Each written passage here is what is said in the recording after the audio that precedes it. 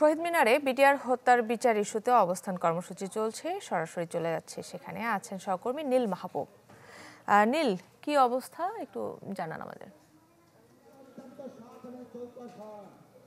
কাকলি এই মুহূর্তে শহীদ মিনার প্রাঙ্গণে আছি, আপনি যেমনটি বলছিলেন, এবং সেখানে কিন্তু অবস্থান কর্মসূচি বিডিআর সদস্যরা যারা আছেন সাবেক তারা এবং বিডিআর সদস্যদের যারা স্বজনরা আছেন তারা কিন্তু এখানে অবস্থান গ্রহণ করেছেন এবং এই অবস্থান কিন্তু তারা গতকাল থেকে আসলে গ্রহণ করেছেন। গতকাল সকাল থেকে তাদের বেশ কিছু দাবি দেওয়া ছিল এবং তারা বলছে যে দীর্ঘ 16 বছর ধরে তারা আসলে একটি মানবেতর জীবনযাপন করছেন এবং চারপাশে যে আসলে তাদের মানুষজন আছে তাদের কাছেও তারা আসলে বেশ নিগৃহীত হয়েছেন। কারণ এই যে আজ থেকে 16 বছর আগে বিডিআর সদর দপ্তরে পিলখানায় যে নৃশংস হত্যাকাণ্ড আসলে সংঘটিত হয়েছিল, তাদের দাবি সেটি ছিল বিগত সরকারের একটি নীল নকশা এবং যেখানে পরিকল্পিতভাবে কিন্তু বিডিআর সদস্যদেরকে ফাঁসানো হয়।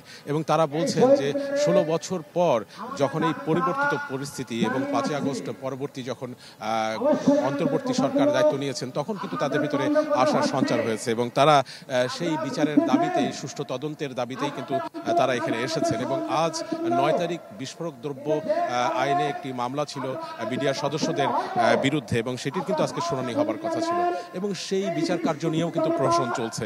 সেখানে বিডিআর সদস্যদের বক্তব্য যে বিগত সরকারের যে নীল নকশা, সেই নীল নকশার বিচার কার্য নিয়ে এখনো যে প্রহসন চলছে, এই প্রহসনের দায়ভার আসলে কোন মন্ত্রণালয়ের, গাফিলতিটা আসলে কার।